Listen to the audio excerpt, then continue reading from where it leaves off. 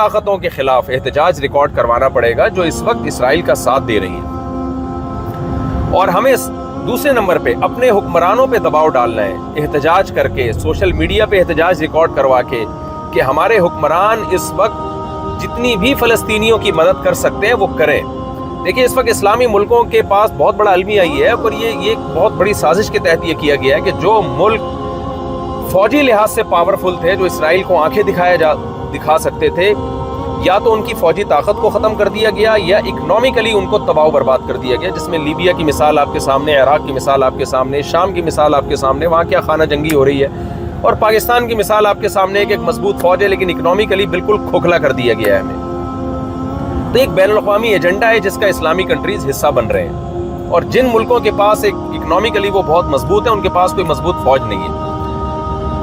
یہ ایک بہت بڑا المیہ ہے، اور یہ ایک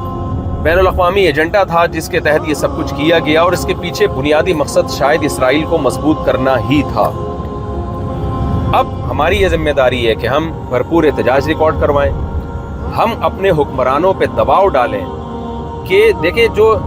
جو ریاست کی طرف سے جو آفیشلی احتجاج ہوتا ہے وہ پاورفل ہوتا ہے، اس کو دنیا سنتی ہے۔ ہمارے جتنے بھی اسلامی کنٹریز ہیں، بلکہ بہت سے غیر مسلم کنٹریز بھی اس وقت ایسے ہیں جو اسرائیل کو نہیں مانتے۔ اس وقت دنیا میں 20 یا 22 ممالک ایسے ہیں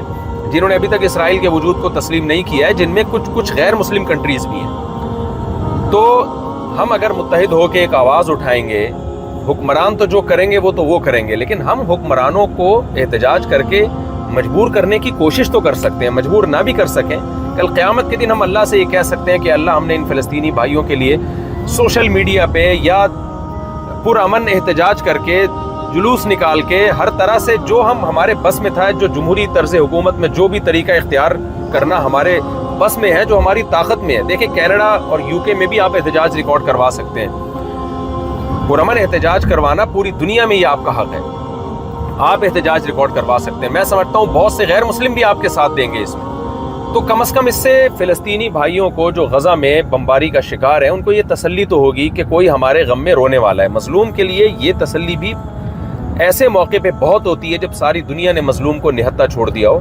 یہ تسلی کہ کوئی ہمارے آنسوؤں میں ہمارے ساتھ رونے والا ہے، ہمارے آنسوؤں میں ہمارے ساتھ کوئی شریک ہے۔ دوسرا کام ہم نے یہ کرنا ہے۔ تیسرا کام ہم نے یہ کرنا ہے کہ جس طرح سے بھی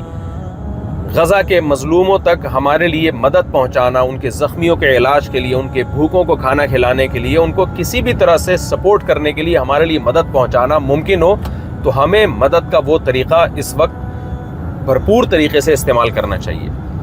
تو میں نے جہاں تک رابطے کیے، جہاں تک میری نالج ہے، پاک ایڈ ویلفیئر ٹرسٹ نے کوشش کی کہ ہم یہاں کسی طرح غزہ تک مدد پہنچائیں، لیکن آپ کو معلوم ہے، میں نے بتایا آپ کو کہ چاروں طرف سے بارڈر بند ہے، غزہ پہنچنا عملی طور پر کسی کے بس میں نہیں ہے، الا یہ کہ کوئی سرنگ بنا کے چلا جائے اور وہاں ان کی مدد کرے۔ نارملی کسی شخص کے لیے یہ کام ممکن نہیں ہے۔ کچھ ٹرسٹ ایسے ہیں جو غزہ کے اندر ہی ہیں، جو ترکی کے ٹرسٹ ہیں، اور آپ جب پاک ایڈ ویلفیئر ٹرسٹ سے رابطہ کریں گے تو وہ ان ٹرسٹ کے بارے میں آپ کو بتائیں گے۔ رجسٹرڈ ٹرسٹ ہیں جو غزہ کے اندر موجود ہیں، تو الحمدللہ پاک ایڈ ویلفیئر ٹرسٹ جو ہمارے شاگرد چلا رہے ہیں، ان کا رابطہ ہو گیا غزہ کے اندر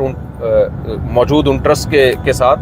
تو آپ پاک ایڈ ویلفیئر ٹرسٹ کے ذریعے پاکستان میں مدد کر سکتے ہیں، باہر سے بھی رقم بھیج سکتے ہیں۔ پاک ایڈ ویلفیئر ٹرسٹ امریکہ میں بھی رجسٹرڈ ہے، وہاں بھی رابطہ کیا جا سکتا ہے۔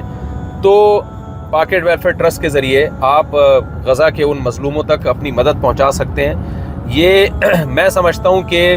ایک یوں سمجھیں کہ جیسے واقعہ مشہور ہے نا کہ ابراہیم علیہ السلام کی آگ بجھانے کے لیے ایک پرندہ جو ہے وہ چونچ میں پانی لے کر آتا تھا، اور اس سے کہا گیا کہ یہ تو کیسے پانی بجھا سکتا ہے، اس سے آگ کیسے بجھا سکتا ہے؟ تو اس نے کہا کہ قیامت میں اللہ کو بتا تو سکوں گا کہ اللہ جو میرے بس میں تھا وہ میں نے کیا۔ یہ واقعہ مستند ہے یا نہیں ہے، لیکن اس سے جو سبق ملتا ہے وہ بہرحال وہ سبق بالکل ٹھیک ہے۔ تو ہم اس وقت فی الحال یہی کچھ کر سکتے ہیں۔ میری رائے یہ ہے کہ ایک تو ہم بھرپور طریقے سے احتجاج ریکارڈ کروائیں، جو لوگ اس وقت اسرائیل کا ساتھ دے رہے ہیں، جو ممالک اسرائیل کا ساتھ دے رہے ہیں، ان کے خلاف بھی احتجاج ریکارڈ کروانا چاہیے۔ اور تیسرے نمبر پہ ہمیں اپنے حکمرانوں پہ دباؤ ڈالنا چاہیے کہ وہ بھرپور طریقے سے فلسطین میں جو مظلوم ہیں، غزہ کے مظلوم اس وقت، ان کی مظلومیت پہ بھرپور طریقے سے بین الاقوامی سطح پہ آواز اٹھائیں، اور اس ظلم کو روکنے کی کوشش میں اپنا بھرپور حصہ ڈالیں. اور ٹرسٹ کے ذریعے کوئی بھی ٹرسٹ جو قابل اعتماد ہو، آپ کے علم میں اگر کوئی اور ٹرسٹ ہے جو قابل اعتماد ہے تو آپ اس کے ذریعے رقم پہنچائیں، ان کی مدد کریں اپنے مظلوم بھائیوں کی. لیکن ایک بات خوب ذہن میں رکھیں کہ جب بھی اس طرح کے واقعات ہوتے ہیں تو اس میں 2 نمبر لوگ بھی بیچ میں کود جاتے ہیں جو لوگوں کے جذبات سے ناجائز فائدہ اٹھاتے ہیں. زلزلہ میں، سیلاب جب بھی ملک میں آیا، اس طرح کے